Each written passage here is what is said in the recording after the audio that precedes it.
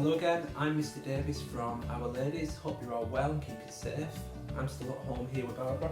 She's fast asleep there in the sun. This week I thought we'd give a calzone a go, a folded pizza. They're quite popular sometimes when people go out for meals or from a takeaway. So I thought we'd give them a go through it step by step. Let's get going.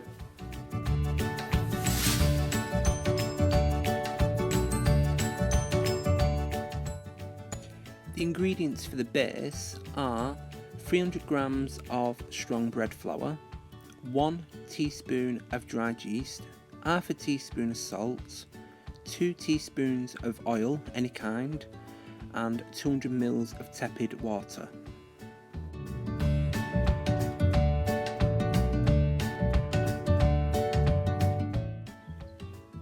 So your ingredients for your toppings all are optional, it's up to you, you can pick and choose. These are the ones I've used.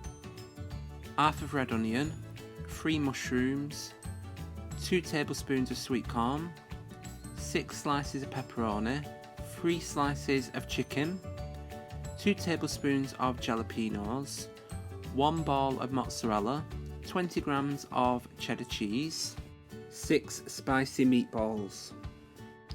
For the tomato base, again, this is what I've chose to do, but you might want to miss some of the bits out. It's up to you. I've done half a tin of tomatoes, 2 tablespoons of barbecue sauce, 1 tablespoon of tomato puree, and 1 teaspoon of garlic puree, and a teaspoon of mixed herbs.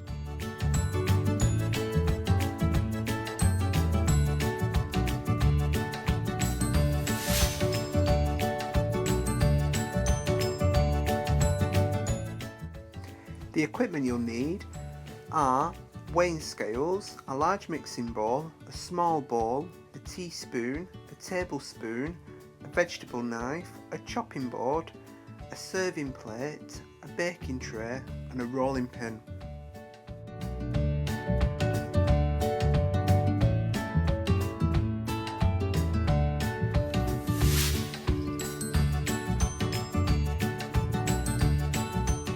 So we're going to start off with the yeast. We're going to get it to activate. I've got it in the liquid pot. I've got a teaspoon of dried yeast and I've got my sugar. So I'm going to put my sugar in and I'm going to add a little bit, just a small amount of my 200 ml of water, just a couple of spoonfuls. Just give that a little mix and that'll activate the yeast. And I don't know if you can remember in the other videos I said, give it a really good mix and you get little bubbles, so we're going to give that a good mix and we're going to set it aside for about 5 minutes, just to let that yeast activate.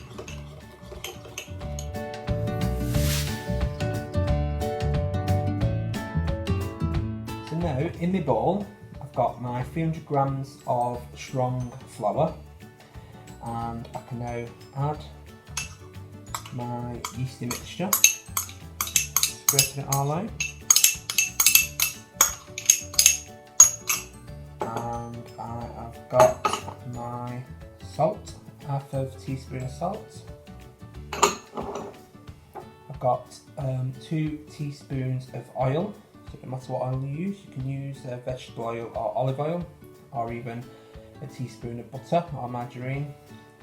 That's going to help give it flavour and help preserve it. So that's all the bits in the bowl, and I've got my water. So back in a previous video, if you can remember, we're going to do a similar kind of thing. We're going to hold one hand on the bowl, we're going to use the other hand, use our fingers and our thumb to move all the ingredients around the bowl and bring it together into a dough. I'm going to add my water a little bit at a time. I'm not adding too much because I don't want to get in a mess. And it might not need all the water, so if you add all your water straight away, then you might end up struggling because the mixture could be too wet. So can you see, I'm just bringing it all together,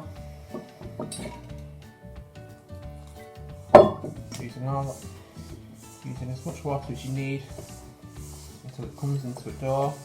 You don't want any dry bits around the edge, you don't want any wet bits, you just want it to come together into a nice dough.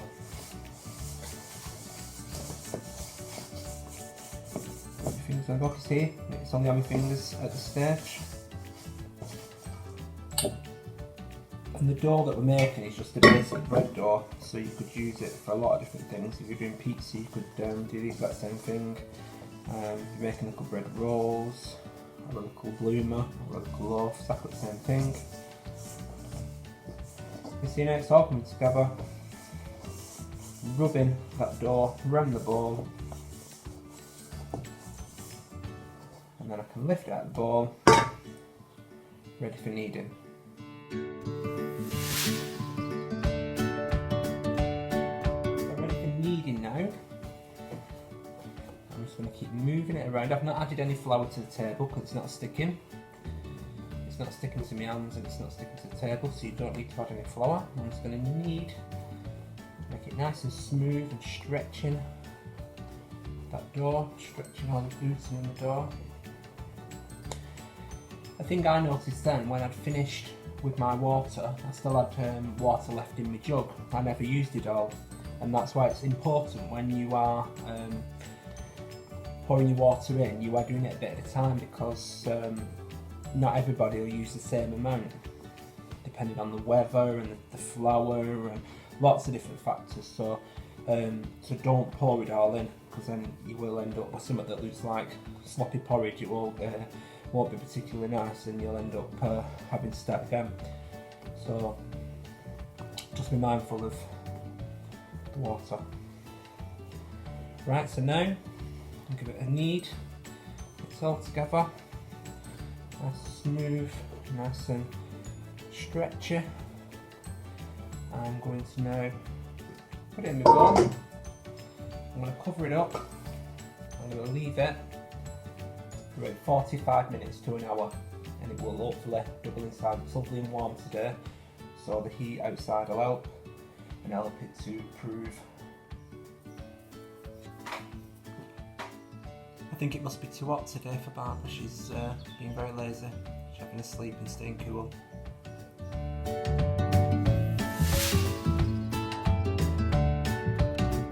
Right, so it's been 45 minutes. It's a warm day, so it's not too that long. My dough has risen, you can see. See when I lift it up, all the air bubbles underneath. So I'm going to lift it out of the bowl, all them bits, rub all the bits that are stuck on, don't waste anything. And then you can add a little bit of flour to your table. Don't add too much because you don't want to dry it up. So now you're going to give it a little knead again. To make it nice and smooth again, bring it all together. And then we're going to start rolling.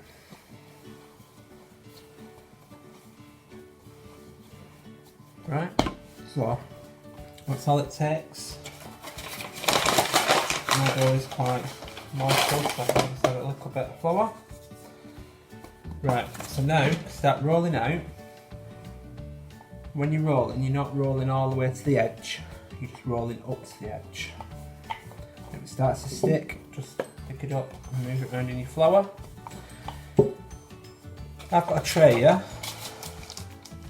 so I'm going to think of it as I'm going to roll out a little bit smaller than the tray I've got. So I'm probably going to roll it the size of the bowl, so you could use the bowl as a marker.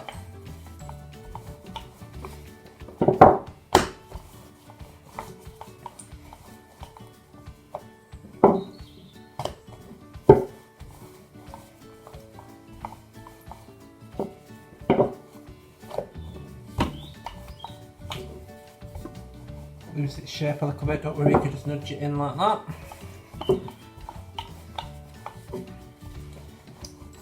Remember, it is going to puff out and rise a little bit more later on once it's made up. You see I've got loads of air bubbles, which is good.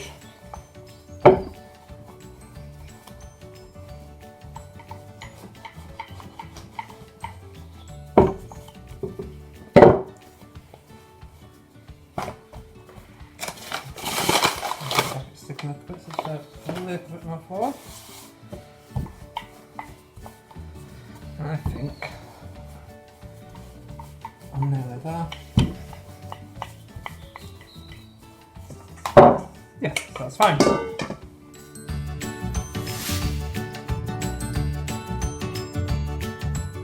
Right, so now I'm going to put my rolling pin in the middle.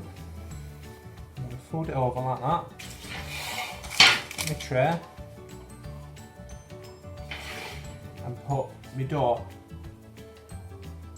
in the middle of the tray. So half of it's on the tray and half of it's off. Like that. See? So got half of it on, half of it off. So a calzone is just a folded pizza. So obviously we've got our half that our toppings are going to go on and our half that we're going to fold over. When we're putting our toppings on, we're going to leave a gap halfway on the edge, because when we fold it over we'll have to seal it.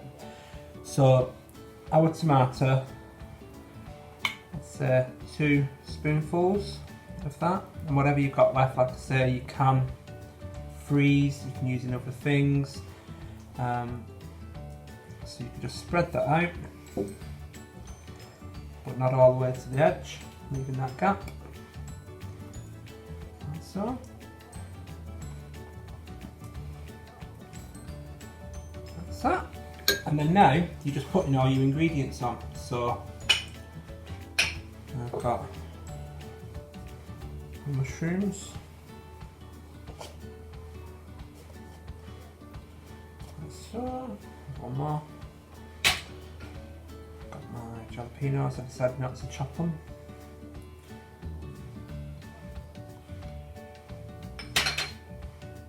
I've got my piece of meatball. You want to try and spread it all out, don't put it all in the middle, because it ends up where it doesn't always cook in the middle and it'll burn around the edge. You want it spread out. You want everything evenly placed. Your sweet corn, sprinkle a bit of that on.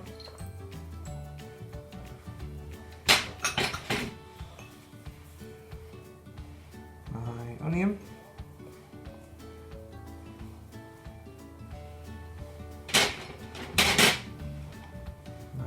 Pepperoni.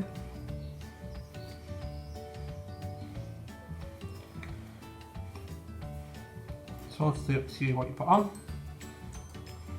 Like that. My chicken. I didn't chop it, I thought I could just rip it. Oops, the chicken. As it cooks inside, the chicken will get flavour from the pepperoni and all the other flavours. So that's that one. And then mozzarella, place on as well. Or your cheese, you can grate your cheese on at this stage if you're using cheddar cheese. And that's it. So now we're ready for sealing it up. Any bits that have just fallen onto the edge, you just push back. I've got my jug of water and my water that were left. I'm just going to brush with my fingers around that edge with the water. So that's going to act as a glue to stick it together. And then to fold it over, join my edges up. And the important thing with this is trying to seal all your edges, because you don't want it when it's in the oven it all puffing out and all the fillings coming out. So join all your edges up, just give it a little press just to seal them edges, and then you can either fold your edges over like that, or you can pinch, and that just helps seal them all up so that you're not going to end up with any fillings escaping. A little pinch all on the edge.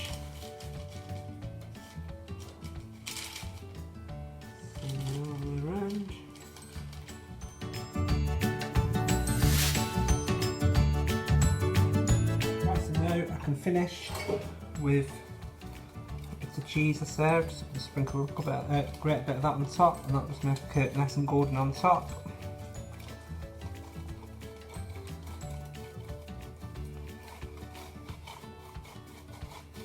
And then I can set this aside now, so you can either put it straight in the oven once you've preheated it, or you can place them in the fridge. So you can make them in advance and place them in the fridge, and then put them in the oven when you're ready for them later that day.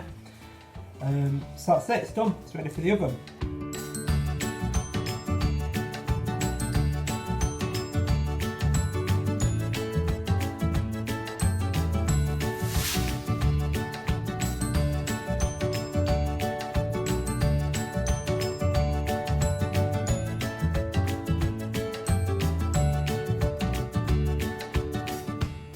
Thanks for watching, hope you enjoyed the video.